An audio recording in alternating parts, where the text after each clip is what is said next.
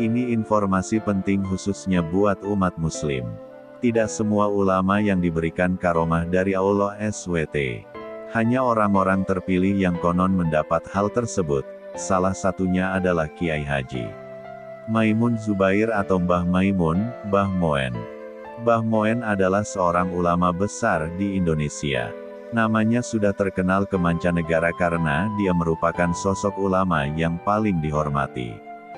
Ulama asal Rembang, Jawa Tengah, kelahiran tanggal 28 Oktober tahun 1928 itu memiliki banyak santri dan murid, salah satunya adalah Gus Baha. Mbah Maimun juga memiliki pesantren bernama Ponpes Al-Anwar yang terletak di tanah kelahirannya. Meskipun telah tiada, sosok Mbah Maimun terus dikenang hingga kini. Salah satunya adalah mengenai karomah Mbah Maimun Zubair yang disaksikan langsung oleh sejumlah muridnya. Sama seperti karomah Habib Lutfi bin Yahya, karomah Mbah Maimun sangat sukar dipercaya, akan tetapi benar adanya. Mbah Moen adalah waliullah yang menerima karomah atau anugerah dari Allah SWT karena kesalehan, kealiman, dan ketakwaannya. Berikut 15 karomah dari sosok ulama yang wafat di Makkah, Arab Saudi pada usia 90 tahun saat melaksanakan ibadah haji tersebut. 1. Menghentikan hujan lebat. Salah satu karomah Mbah Maimun Zubair yang terungkap ke publik adalah menghentikan hujan lebat. Mulanya, Mbah Maimun tengah mengisi acara Maulid Nabi di Kudus. Di tengah-tengah acara, hujan pun turun dan seketika membuat sebagian orang panik. Pada saat yang sama, panitia pun kebingungan karena Mbah Maimun terkena percikan air hujan dan tak mau pindah ke dalam rumah. Panitia pun berusaha memayungi Mbah Maimun. Di sela-sela acara, Mbah Moen berdoa pada Allah SWT dan diikuti para jamaah. Tak lama, hujan deras pun reda dan membuat takjub para jemaah. 2. Melipat waktu. Karomah Mbah Maimun Zubair yang satu ini diceritakan langsung oleh Kiai Haji Fatlolan Musyafa. Hal ini bermula saat Kiai Fatlolan dan Mbah Moen berziarah ke makam Imam Syazili di Mesir. Kiai Fatlolan yang saat itu tengah berkuliah di sana bingung karena waktu yang dimiliki Mbah Maimun di sana terbatas. Di sisi lain, jarak tempuh menuju makam sangat jauh dan umumnya harus menginap. Namun, karena mendapat permintaan langsung dari Mbah Maimun maka mereka pun berangkat. Menempuh perjalanan 400 km, ternyata rombongan tiba dengan waktu hanya 2,5 jam yang biasanya sampai 9 jam. 3. Mobil melaju tanpa bahan bakar. Sukar dipercaya, tapi benar adanya. Begitulah karomah Mbah Maimun saat menaiki mobil tanpa bakar. Diceritakan, Mbah Maimun kerap menaiki sebuah mobil yang mudah rusak. Bahkan, mobil tersebut selalu masuk bengkel. Saat di perjalanan dari Pasuruan, ada sebuah kejadian yang sukar dipercaya. Seorang montir bengkel yang memeriksa kondisi mobil itu mengatakan bahwa saluran selang mobil tersebut tidak tersambung.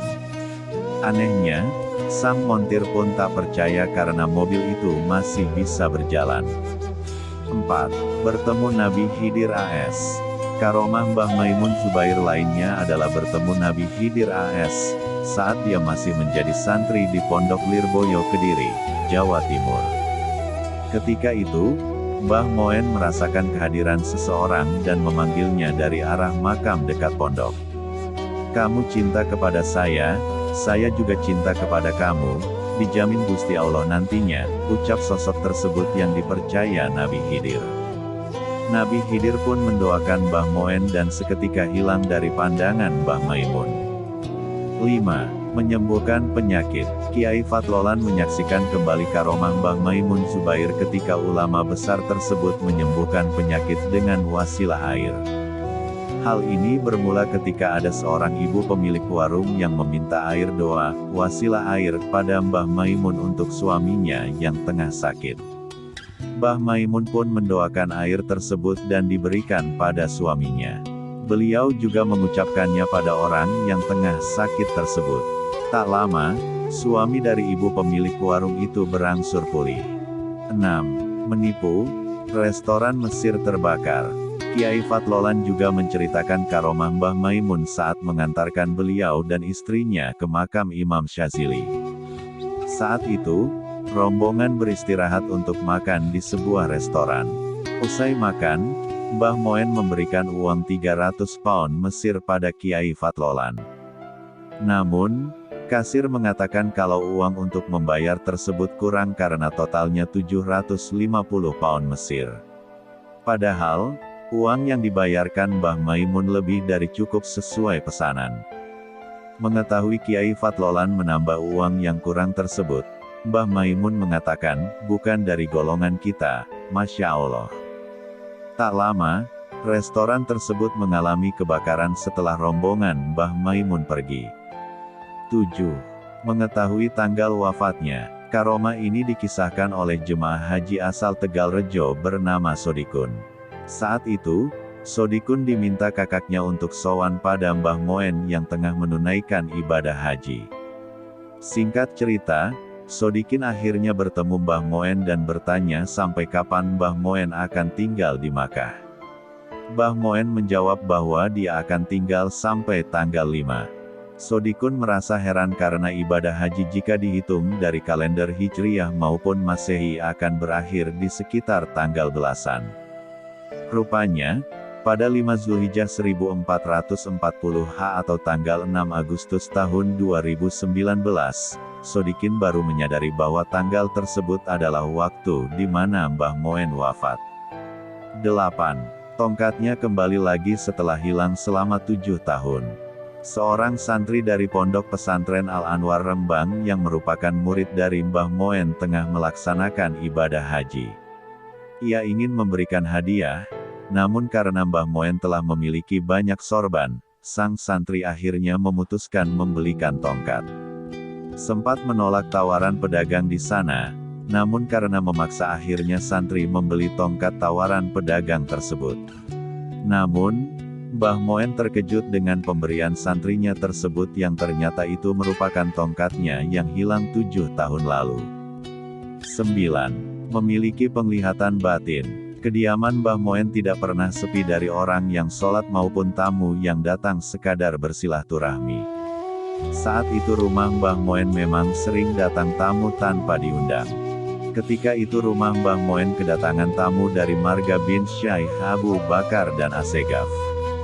Namun sebelum mulai berbicara, Mbah Moen langsung menghampiri tamunya tersebut lalu berkata, "Antum As-Sekof, antum BSA, bin Syekh Abu Bakar." Tamu tersebut pun terkejut lalu bertanya bagaimana Mbah Moen dapat mengetahuinya. Lalu Mbah Moen menjawab, dilihat dari matanya sudah ketahuan. Kemudian diajak masuk ke ruangan dalam karena kedatangan tamu istimewa dan dijamu dengan makanan. Setelah makan, Mbah Moen memberikan 2 amplop kepada Habib tersebut lalu dijelaskan amplop tersebut dapat digunakan untuk bekal Habib serta kebutuhan lainnya. Isi amplop sama persis dengan apa yang mereka butuhkan. 10. Dititipi pesan oleh Rasulullah melalui mimpi. Melalui mimpi, Rasulullah Shallallahu Alaihi Wasallam menitipkan keturunannya untuk berguru dengan Mbah Moen.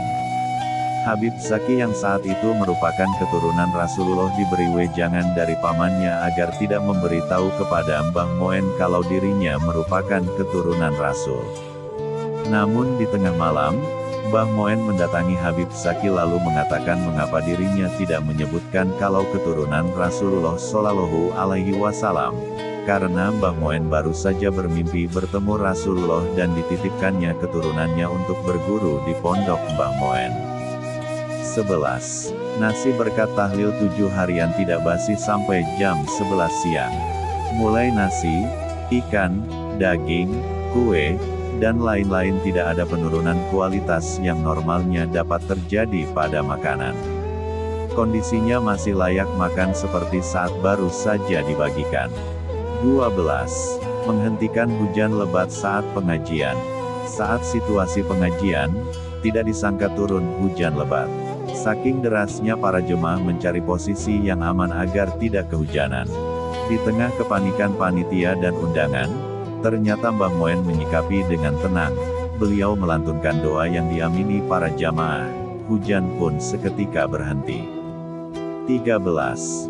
Dapat mempersingkat waktu perjalanan. Saat Kiai Fadolan kuliah di Mesir dimintai tolong untuk mengantarkan Mbah Moen menuju makam Imam Syazili yang wafat di Mesir. Namun Kiai Fadolan bingung karena perjalanan tersebut cukup panjang bahkan harus menginap, sedangkan waktu Mbah Moen di Mesir sangatlah singkat. Keyakinan dan kepercayaan Kiai Fadolan kepada Mbah Moen. Kiai Fadolan menyewa mobil untuk menemani Mbah Moen. Perjalanan darat sepanjang 400 km dengan medan jalan yang berat yang normalnya ditempuh 7-9 jam namun hanya ditempuh 2,5 jam. Padahal saat perjalanan kerap kali istirahat sholat. 14. Menyembuhkan sakit dengan air putih. Saat mengunjungi makam di Mesir, Mbah Moen bersama rombongan mampir di rumah makan sederhana. Beliau dimintai tolong untuk mendoakan air putih yang dibawa oleh seorang wanita agar suaminya dapat sembuh. Lalu Mbah Moen minta diantarkan menuju tempat suaminya. Air tersebut dioleskan ke suami si wanita, dan secara ajaib suami tersebut berangsur membaik. 15. Amalan pelaris dagang sapi. Bisnis sapi yang sedang sulit membuat para pedagang kebingungan mengenai kehidupan ekonominya. Di tengah kebingungan, seorang juragan sapi bertemu dengan Mbah Moen untuk sowan dan bercerita mengenai bisnisnya. Ketika malam tiba, juragan tersebut hendak pamit usai bercerita, namun Mbah Moen melarang dan menyuruh agar menginap di pondoknya. Usai sowan dan menginap di pondok Mbah Moen, bisnis sapinya mulai kembali berputar, geliat jual beli kembali berjalan dan segala kerumitan ekonominya berangsur membaik. Demikian semoga bermanfaat. Al-Fatihah buat Mbah Moen.